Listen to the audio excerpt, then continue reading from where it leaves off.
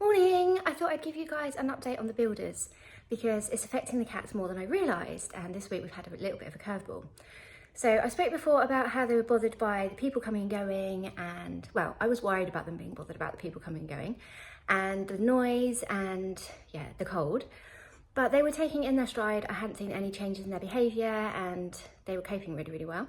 But this week we had a bit of an unexpected thing. So Sparx loves to sleep in my daughter's bedroom, and he snuggles up there in the evening, and in the night he sort of sleeps half with me and half with her. So sometimes I'll go in to check on her and he'll be like snuggled under the duvet and he's like properly settled in there. But this week, for one night, well, it started on one night a couple of nights ago, they had to take out her bedroom window. So obviously we had to take everything out of her room. She couldn't sleep in there. We took everything out, and so there's no furniture in there, and we closed it off because obviously I've got young kids and I don't want them going in and out, and plus I don't want the cats going in there with like brickwork and bits and bobs. So it's totally closed off. So for the day they were totally fine, but come night time, Sparx, who has a reputation for meowing at night anyway, just was so unsettled all night.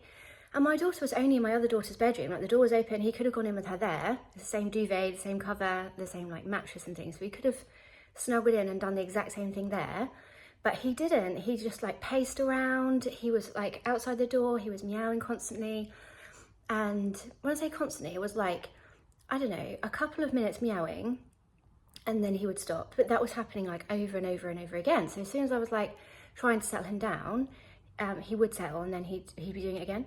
So he was clearly upset, and I was obviously kicking myself because I was like, of course he was going to be bothered by this. Like his normal routine is out, and a part of his territory is out as well. So this has just been something that I guess all cats are different, and this has really affected him, well, for that night at least. And it didn't bother Fig one bit. Fig was like sleeping next to me like, why is he meowing?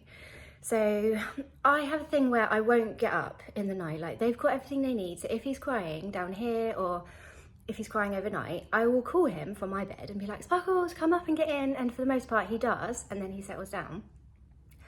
But it is just a little sort of, I feel like I'm in somebody else's shoes when I go to the house, and they could easily say, it started when we had building work done, and then I got up to make sure he was okay, and I gave him a little bit of food, and I don't know, I hung out with him for a bit to make sure he was all right.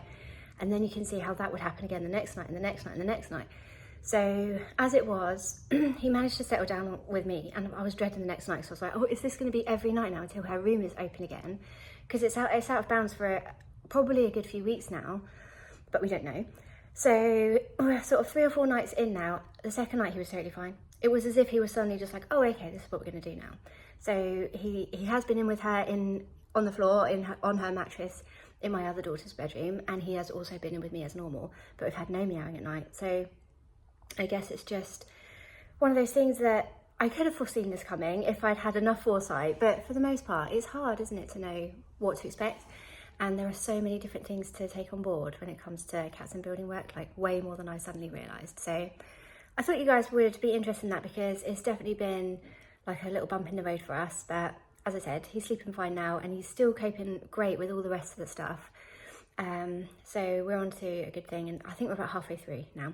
But after this, I'm definitely going to do like a roundup, top tips to help them or things to bear in mind, because that one, like one of the rooms being out of bounds, I maybe would not have had on my list as something to be worried about, obviously, but now I think of it, it is obvious, isn't it? Anyway, that's my thought for today. I hope you guys are all doing well, and I will catch you next week for another video. Take care.